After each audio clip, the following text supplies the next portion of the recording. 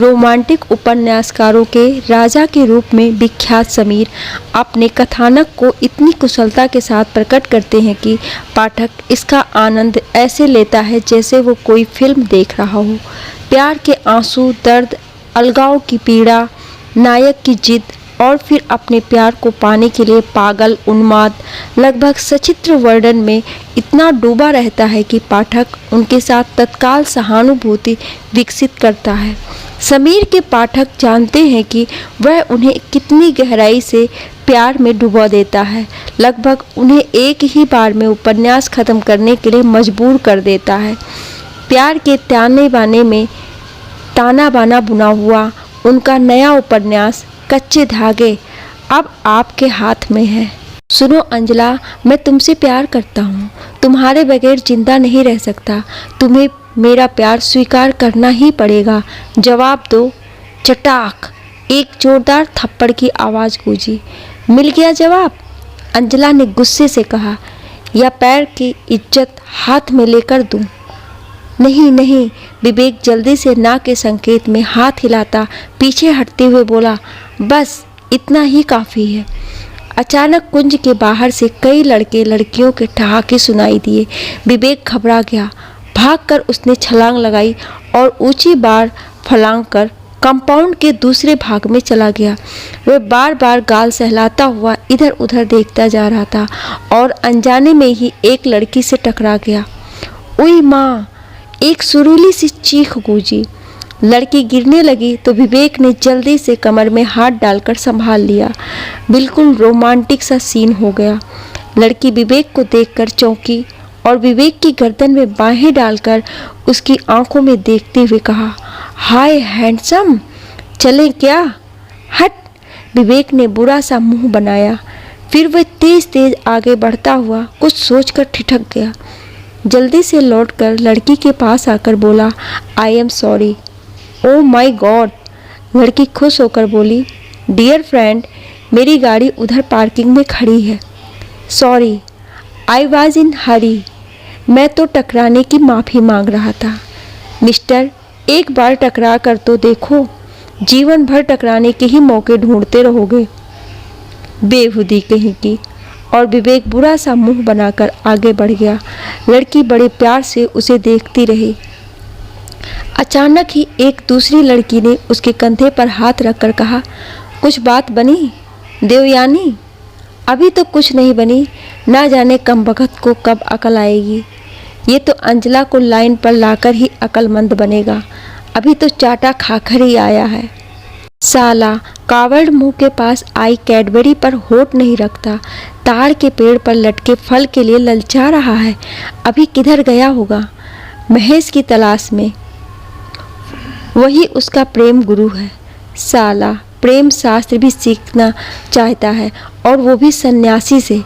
अरे अपन से सीधा काम शास्त्र ही सीख लेता। विवेक बौखलाया सा किसी और लड़के से टकराया जो बोला, अबे क्या अंधा हो गया है? अरे क्षमा करना भाई, महेश को तूने देखा है कहीं? वह तो गाड़ी में बैठकर चला गया। व्हाट? ऐसा नहीं हो सकता, वह रोज़ मुझे बस्ती तक के लिए लिफ्ट देता है।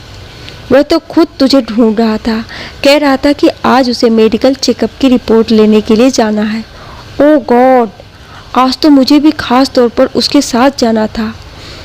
मैं तो उसके बताए डायलॉग की रटता रह गया जो मुझे अंजला से बोलने थे। अरे क्या हुआ अंजला का? कुछ पिघली या नहीं? पिघल कर गाल पर चिपक गई, ये देख उंगलियों के निशान। लड़का हंस पड़ा। अबे तू कॉलेज का नंबर 1 हीरो है और अंजला को अभी तक नहीं पटा सका? कोई बात नहीं, निराश होना मैंने नहीं सीखा। उठाकर ले जाऊंगा साली को मंदिर में, एक बार मांग में सिंदूर लगा दूंगा तो आप ही प्रेम करने लगेगी। तुझे स्वयं प्रेम करना आता है? इसके भी कुछ खास गुरु हैं, अगर सीखना चाहे तो देवयानी को गुरु बना ले। छोड़ यार, किसका नाम ले रहा है? अमन को ऐसी गुरु नहीं चाहिए जो प्रेमी की सारी इमेज ही बिगाड़ दे। फिर वह चौंक पड़ा। अबे यार, मैं भूल गया, जरा अपनी मोटरसाइकिल दे। नहीं, पेट्रोल बहुत महंगा हो गया है, अपन का बाप शीशियों में नाप कर पेट्रोल डलवाने को बोलेगा। विवेक ने जबरदस्ती उसकी जेब में हाथ डाल दिया। अरे विवेक यार, देख ये ठीक नहीं। सीधी उंगली से घी ना निकले तो उंगली टेढ़ी करनी ही पड़ती है। यही फार्मूला अंजला के साथ क्यों नहीं आजमाता? जरा प्रेम गुरु की सलाह ले लूं। लड़का बुरे बुरे मुंह बनाता रह गया और विवेक उसकी चाबी लेकर पार्किंग में आया, मोटरसाइकिल स्टार्ट की और बाहर निकल आया और लड़का चिल्लाता ही रह गया, अबे अबे मेरी मोटरसाइकिल अभी शोरूम से नई नई विदा होकर आई है, अभी तो हनीमून भी नहीं मना सका। उधर मोटरसाइकिल हवा से बातें करती उड़ चली। जो गाड़ी सामने आई विवेक उसे ओवरटेक करता चला गया। एक जगह ट्रैफिक कांस्टेबल ने चालान के लिए रोकना चाहा। विवेक ने जल्दी से कहा, हवलदार साहब, मेरी नानी आईसीयू यूनिट में अस्पताल में है, उनकी अंतिम सांसें निकलने से पहले वहां पहुंचना है। अस्पताल पहुंचना है तो लौट कर मत आना, कहीं तुम्हें वहीं भर्ती करना पड़े। विवेक ने सुनी अनसुनी कर दी। मोटरसाइकिल तेजी से दौड़ती रही। एक जगह लोकल ट्रेन की लाइनों के इधर उधर भीड़ नजर आई। क्रॉसिंग बंद था, उसे मोटरसाइकिल रोकनी पड़ी। ये भीड़ कैसी है? उसने एक हवलदार से पूछा। कोई एक्सीडेंट हो गया है या होने वाला है। व्हाट? एक आदमी आत्महत्या करने के लिए पटरियों के बीच लेटा है। हाय, तुम उसे रोक नहीं रहे? अपन ड्यूटी पर नहीं है, बच्चे के लिए फीडिंग बोतल और बीबी के लिए ब्रेसरी खरीदने आयला है, इस लफड़े में पड़ने का टाइम नहीं है। हवलदार चला गया। विवेक मोटरसाइकिल से उतरा, एक लड़के के कंधे पर हाथ रखा तो वो बोला, आओ आओ, देखने का बात है, अपन फर्स्ट टाइम किसी को मरते देखला है। विवेक भीड़ को चीर कर अंदर घुसा तो उसने दूसरी ओर महेश की गाड़ी खड़ी देखी। महेश को पटरियों पर यूं लेटे देखकर वह हड़बड़ा कर बोला, अभी महेश, ये तू क्या कर रहा है? महेश कुछ नहीं बोला। लोग चिल्लाने लगे, ये कौन आ गईला? साला मजा किरकिरा करेगा। अरे ऐसा सीन देखने को कब मिलेगा? एक और किसी फिल्म प्रोड्यूसर की गाड़ी खड़ी थी, जिसके साथ एक कैमरामैन 16 mm का कैमरा लिए उस दृश्य की फिल्में ले रहा था। विवेक को दौड़ते देखकर प्रोड्यूसर बोला, ये कौन गधा है? आदमी है, फोटोग्राफर ने कहा, पैरों पर दौड़ रहा है, हमें नजर आ रहा है पूरा दृश्य। अरे उसे बचाने जा रहा है तो इसको हीरो बनाने का है अपनी फिल्म में। हीरो के बच्चे, अगर वह आत्महत्या नहीं कर सका तो हमारी फिल्म में हीरो की आत्महत्या का नेचुरल सीन कैसे पड़ेगा? पड़ेगा सर, अगर वह नहीं लेटा तो आप लेट जाइएगा। अपन ऐसी शानदार फोटोग्राफी करेगा कि देखने वालों के आंखों में आंसू आ जाएंगे। उल्लू के पट्टे मेरी बीवी को विधवा करेगा। विधवा की शादी की आप चिंता ना करें, अपन उससे शादी कर लेगा। दूसरी ओर से विवेक हाँफता हुआ महेश तक पहुंच गया। अबे क्या कर रहा है तू? ये नहीं हो सकता, जब तक अंजला को मैं लाइन पर नहीं ले आता तब तक तुझे जिंदा रहना पड़ेगा। क्या हुआ? थप्पड़ मार दिया मुझे। तूने ठीक डायलॉग बोला था, जो तूने बताया था सब बोल दिया मैंने, मगर अंजला ने फिर भी तो मुझे थप्पड़ मार दिया। ये देख मेरे गाल पर निशान। चल आ, अंजला से सच्चा प्यार करता है तो मेरे साथ लेट जा। सच्चे प्यार की यही परख है। अबे मैं अकेला क्यों मरूं?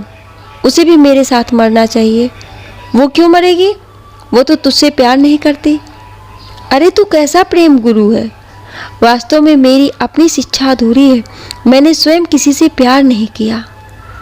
तो क्या तू मुझे केवल थ्योरी पढ़कर ही बता रहा था?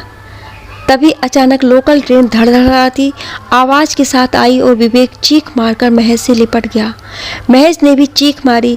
दोनों एक दूसरे से लिपटे रहे, मगर लोकल ट्रेन बराबर की पटरियों से गुजरती चली गई। जब ट्रेन गुजर गई तो इधर के लोगों ने दोनों को जिंदा एक दूसरे से लिपटे देखा। दर्शक बातें करने लगे, ये दोनों तो साबुत पड़े हैं। ट्रेन जिस पटरी से गुजरी है ये उस पर नहीं थे। कहीं दहशत से तो नहीं मर गए? चलकर देखने का है। इतने में पुलिस की एक जीप आकर रुकी, जिसमें से दरोगा के साथ एक कुछ कांस्टेबल उतरकर भीड़ की ओर बढ़े। दरोगा चिल्लाया, क्या हो रहा है? काहे को भीड़ लगी रखी है? हवलदार ने लाठी फटकार कर कहा। दूसरी ही क्षण भीड़ तितर बितर हो गई। एक कांस्टेबल विवेक और महेश को पटरियों के बीच पड़े देखकर चिल्लाया, अरे साहब, ये लोग तो मर गए ला। सब इंस्पेक्टर लपक कर उनके पास पहुंचा। उसने दोनों की नाड़ियां देखी, फिर उठता हुआ बोला, दोनों बेहोश हैं। जेब की तलाशी लो साहब, ये लौंडा बड़े घर का मालूम पहला। बको मत। एसआई इधर उधर देखकर बोला, हो सकता है वो सामने खड़ी कार इन्हीं की है। फिर उन लोगों ने दोनों को उठवाकर जीप में डाल दिया। एक कांस्टेबल जो ड्राइविंग जानता था उसको कार ले आने को कहा। कुछ देर बाद जीप आगे आगे और उनकी गाड़ी पीछे पीछे थाने में पहुंची। सबसे बढ़कर निराशा तो उस फिल्म प्रोड्यूसर को हुई गई जिसे आत्महत्या का नेचुरल सीन शॉट करने को नहीं मिला था। विवेक को थोड़ा होश आया तो सबसे पहले उसे छत नजर आई। उसने आंखें मलकर पलकें झपकाई तो उसे याद आया कि वह तो रेल की पटरी पर महेश के साथ लेटा था। अचानक लोकल ट्रेन आई थी और उसका दिल बहुत जोर से धड़का था। तो क्या मैं मर गया हूँ? उसने सोचा। फिर मध्यम से स्वर में पुकारा, महेश, कहाँ हो तुम? ज़्यादा दूर नहीं हूँ दोस्त। नज़र क्यों नहीं आ रहे? बस तुम्हारी आवाज़ सुनाई दे रही है। इसका मतलब है हम दोनों मर गए हैं और परलोक में हैं। ये तो बहुत बुरा हुआ। अंजला बेचारी सुहागिन बनने से पहले ही विधवा हो गई, वरना तुम्हारी भाभी होती। बेचारी का दुर्भाग्य, हम अफसोस करने भी नहीं जा सकते। मगर तुमने आत्महत्या क्यों की? अपनी मेडिकल रिपोर्ट चेकअप कराने पर पता चला कि मुझे कैंसर है। कैंसर? विवेक उछल पड़ा। तब तो तुम मर जाएगा, तभी तो आत्महत्या कर ली। यार, इलाज करा के तो देखता, शायद बच जाता। कोई लाभ नहीं होता, कैंसर का कोई इलाज नहीं। लेकिन तुझे मरने में इतनी जल्दी नहीं करनी चाहिए थी। शायद अंजला मान ही जाती। मैं तो तेरा साथ देने के लिए मर गया। अचानक किसी की फटकार सुनकर दोनों उछल पड़े। क्या बकवास कर रहे हो तुम लोग? यार, ये तो तेरे डैडी की आवाज़ मालूम होती है। क्या वो भी तेरे साथ मर गए? फिर एक जोरदार छड़ी की फटकार सुनाई दी और दोनों उछल पड़े, साथ ही उठकर बैठ गए। अरे! विवेक महेश को देखकर चीखा, तू तो जिंदा है। और तू भी तो जिंदा है, महेश चीख पड़ा। सेठ जगमोहन पास खड़े दोनों को घूर कर देख रहे थे। ये क्या मूर्खता कर रहे थे तुम दोनों? क्यों आत्महत्या कर रहे थे? डैडी, जीवन से निराश आदमी और क्या कर सकता है? तुम अपने इस मूर्ख दोस्त की दोस्ती छोड़ दो। जगमोहन ने गुस्से से विवेक की ओर इशारा किया, वरना तुम्हें किसी दिन सचमुच मरना पड़ेगा। डैडी, विवेक मेरा बचपन का दोस्त है, तभी तो कह रहा हूँ। ये खानदानी बेवकूफ़ है। इसका बाप भी मेरा बचपन का गहरा दोस्त था। हम दोनों ने एक साथ प्रैक्टिकल जीवन में कदम रखे थे। बिना थ्योरी जाने विवेक ने आश्चर्य से पूछा, शट अप। और विवेक आंखें मिचका कर कह रहा था, उससे बिजनेस की जरा भी सेंस नहीं थी।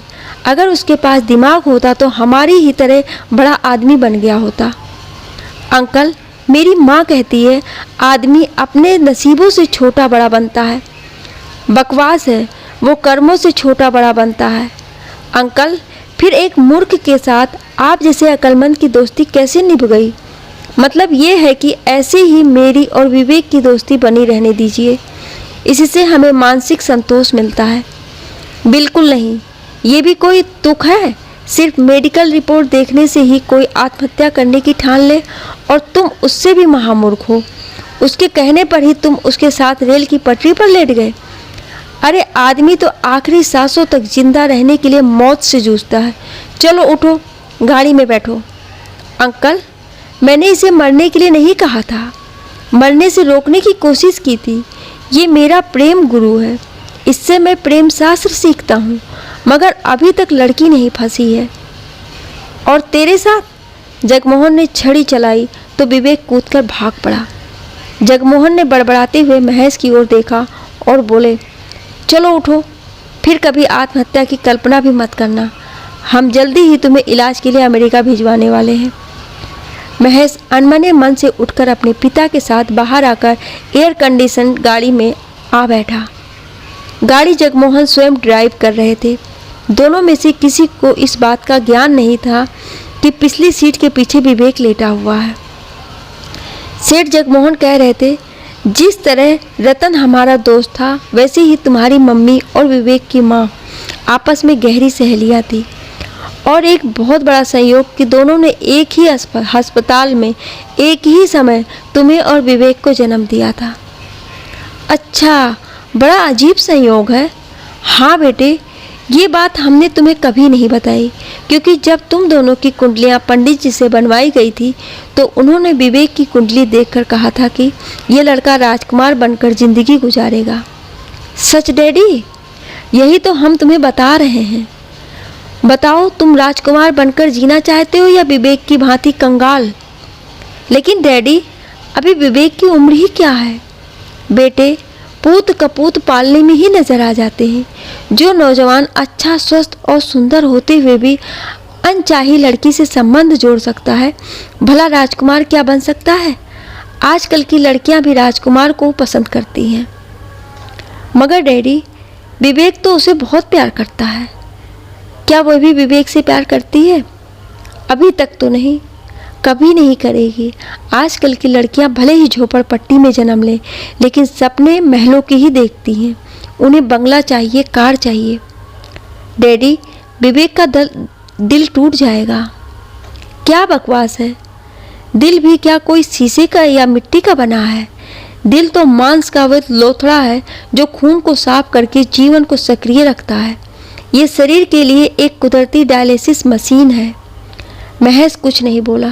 सेठ जगमोहन ने फिर कहा, जानते हो तुम्हारी शादी कितने बड़े सेठ की लड़की से निश्चित हुई है? डैडी, अभी मेरा इलाज तो होने दीजिए। बेटे, तुम अच्छे हो जाओगे, इलाज चलता रहेगा, मगर हम इतना अच्छा रिश्ता हाथ से नहीं जाने देंगे। कौन से सेठ की बेटी है? सेठ महेंद्र नाथ की इकलौती बेटी कुमारी अंजला नाथ। महज उछल पड़ा। साथ ही पीछे लेटा हुआ विवेक भी उछलकर बैठता हुआ बोला, अंजला? कदापि नहीं, वो तो मेरी प्रेमिका है। दूसरे ही क्षण सेठ जगमोहन ने फुल ब्रेक लगाए। गाड़ी चिरमिरा कर रुकी और पीछे आने वाली 3-4 गाड़ियां एक दूसरे से टकराती चली गईं। सेठ जगमोहन हड़बड़ा कर नीचे उतर आए। दूसरी ओर से विवेक निकल पड़ा। सेठ जगमोहन का झगड़ा पिछली गाड़ी वाले से होने लगा।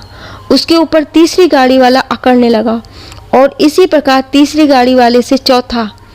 उधर महेश ने मुड़कर विवेक से कहा, हाय, तू यहाँ क्या कर रहा था? तेरी दोस्ती का तमाशा देख रहा था। साले, मेरी ही प्रेमिका को मेरी भाभी बनाएगा? इससे पहले ही तू कैंसर से मर जाएगा। विवेक, अरे सुन तो सही। तू कौन होता है मुझे सुनाने वाला? बड़ा दोस्त बन रहा था, प्रेम साथ सिखाने चला था मुझे। फिर महज उसे पुकारता ही रह गया, लेकिन विवेक भीड़ में घुसकर गायब हो गया। मारे गुस्से के विवेक का दिमाग भी खौल रहा था।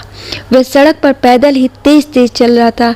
एक क्रॉसिंग पर उसे रेड सिग्नल के कारण रुकना पड़ा। उसके बराबर एक बस आकर रुकी, जिसके ऊपर वाली सीटों वाली खिड़की से झांककर वही लड़का चिल्लाया जिसकी मोटरसाइकिल विवेक भगाकर ले गया था, अबे विवेक के बच्चे, ठहर जा साले, मैं नीचे आ रहा हूँ।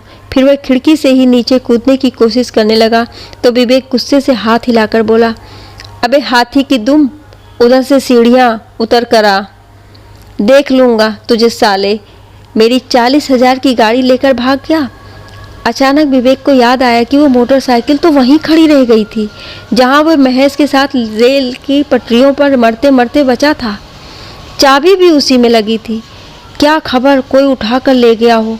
अरे बाप रे! दूसरे ही क्षण वह तेजी से भाग खड़ा हुआ। अबे ठहर विवेक!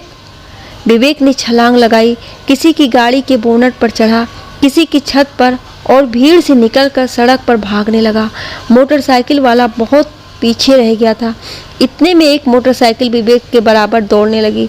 सवार नौजवान ने कहा, आपको कहीं बहुत जल्दी पहुंचना है? हाँ यदि साहब, मेरी साली के हस्बैंड का साड़ू खतरे में है। आइए बैठ जाइए, मैं ड्रॉप कर दूंगा। विवेक उछलकर चलती मोटरसाइकिल पिछली सीट पर बैठ गया। कैसी चल रही है मोटरसाइकिल? एकदम शानदार। ट्रायल ले रहा हूँ, आज ही मिली है दहेज में। जी नहीं, सड़क पर। नौजवान हंसने लगा और बोला, दरअसल मेरे पिताजी पुलिस में दरोगा हैं। एक जगह दो नौजवान रेल की पटरी पर आत्महत्या कर रहे थे।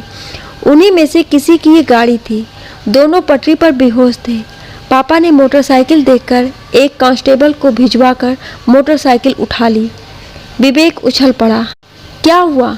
मोटरसाइकिल चलाने वाले ने पूछा। मैं बहुत दिन से स्कूटर के लिए हट कर रहा था। पापा ने मुझे फ़ोन करके बुलवाया और ये गाड़ी मुझे दिलवा दी। अब इसका दूसरा रंग हो जाएगा, नए पेपर्स बन जाएंगे, इंजन और बॉडी के नंबर बदल जाएंगे और गाड़ी मेरी हो गई।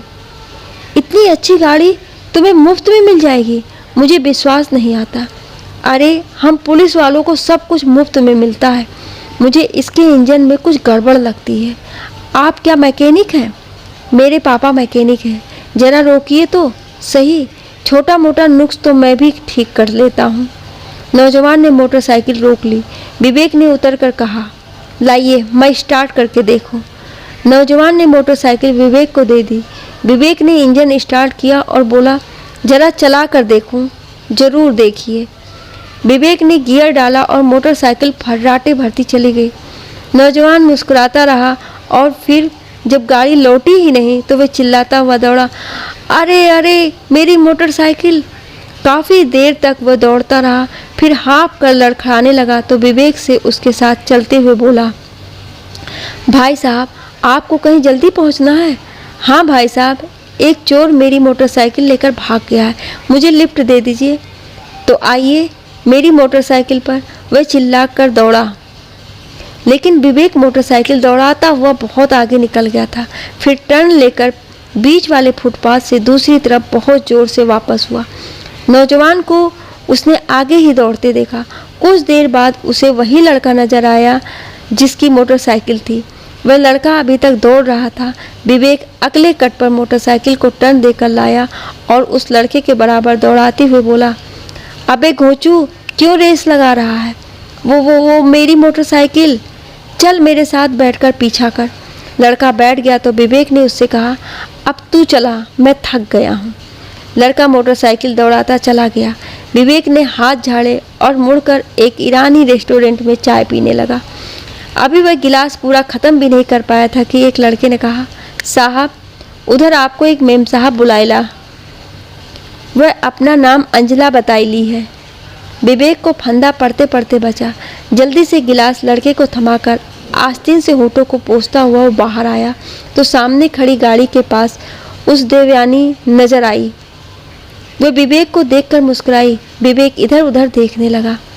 अरे इधर उधर क्या देख रहे हो हीरो? अभी इधर अंजला की गाड़ी खड़ी थी। देवयानी हंसकर बोली, मैंने ही तुम्हें अंजला के नाम से बुलाया था। ठहर, चल साली चालाक कहीं की। अंदर क्या करने गए थे? महेश का खून पीने। तुमसे मतलब? महेश का खून? मैं तुम्हें नहीं पिलाऊंगी। ऐसी वैसी हरकत तो नहीं करेगी? जानते हो तुम्हें अंजला ने क्यों ठुकरा दिया? क्यों? अब गाड़ी में बैठो तो बताऊं। विवेक गाड़ी में बैठ गया। देवयानी ने गाड़ी स्टार्ट कर दी और पूछा, बियर पिए हुए? मैं शराब नहीं पीता, इसीलिए तो अंजला तुम्हें पसंद नहीं करती। वैसे बियर शराब नहीं होती। अंजला की पसंद से शराब का क्या संबंध? हाई सोसाइटी और ऊंचे स्टैंडर्ड के लोग फैशन के लिए विस्की पीते हैं। तुमने फिल्मों में नहीं देखा? देवयानी ने कहा। फिल्मों में ये भी तो बताया जाता है कि शराब जहर होती है। सब बकवास है। अपनी सीमा तक पीने में आदमी के अंदर आत्मविश्वास जागता है, उसका साहस बढ़ता है। देवयानी, तुम जैसी लड़की और प्रेम गुरु? व्हाट? अंजला से बढ़कर अच्छी प्रेम गुरु और कोई नहीं हो सकती। एक बार परीक्षा लेकर देख तो लो। अपन को तेरी शिक्षा नहीं चाहिए। रोको गाड़ी, सोच लो, हमेशा के लिए अंजला को खो बैठोगे। विवेक सिर खुजाता हुआ कुछ सोचने लगा। देवयानी ने उसे कनखियों से देखा और बोली, एक डिब्बा बियर पीकर देखो, स्वयं भी प्रेम ज्वाला जाग उठेगी। तुम प्रेम करना सीखोगे तो मन से सीखोगे, स्वयं भी प्रेम करना आ जाएगा। सच कह रही हो? झूठ निकला तो फिर कभी सूरत मत देखना। तो लाओ डिब्बा। देवयानी ने बियर खुला हुआ डिब्बा उसकी ओर बढ़ा दिया, जिसमें आधी बियर और आधी विस्की मिली हुई थी। विवेक ने पहला घूंट भरकर बुरा सा मुंह बनाया। ये तो बहुत कड़वी है। हर रोग की अच्छी दवा कड़वी ही होती है। फिर देवयानी घूंट भरने लगी। कार जूहू बीच पर जानकी कुटीर की अंधेरी गली में एक जगह रुक गई। इधर कहाँ ले आई? विवेक ने कहा। यही तो प्रेम सीखने के लिए उचित स्थान है। तुम मुझे धोखा तो नहीं दे रही? सचमुच तुम बहुत भोले हो और पगले भी। ये जेट एज है, वो पुराना ज़माना नहीं जब लड़के को पहली लड़की का पीछा करना पड़ता था, प्यार के घिसे पिटे शब्द रटने पड़ते थे। और अब तो सीधा उसका हाथ पकड़ो और उसके होठों को चूम लो। अबे हट आवारा कहीं की, डिब्बा खाली कर लो जल्दी से। यह आवारापन नहीं, प्रेम ग्रंथ का पहला पाठ है। विवेक ने जल्दी जल्दी डिब्बा खाली करके कहा, और दो। देवयानी हंस पड़ी। इस बार उसने विस्की का क्वार्टर दे दिया। हाय, ये तो दारू है, विवेक बोला। देसी दारू नहीं, शुद्ध इम्पोर्टेंट विस्की है। विवेक ने ढक्कन खोला, विस्की का घूंट भरा तो हिचकी आ गई। वो बोला, हाँ अब सिखाओ प्रेम शास्त्र का श्री गणेश। श्री गणेश तो हो चुका, एक घूंट और लो और फिर मुझे सीने से लगा लो। नशा बढ़ चुका था, वह अपने होश में नहीं था। उसने बाकी क्वार्टर भी खाली कर दिया और खाली बोतल बाहर फेंककर देवयानी को सीने से लगा लिया। देवयानी ने उसके होठ चूमने चाहे तो वो घबरा कर बोला, छोड़ो मुझे। ये क्या बदतमीजी है। मगर देवयानी की सांसें तेज चल रही थी। उसने खींचकर विवेक को लिपटा लिया। इस बार दोनों में कोई भी अपने भाव को नियंत्रित नहीं कर सका और दोनों एक तेज प्रवाह में बहते चले गए।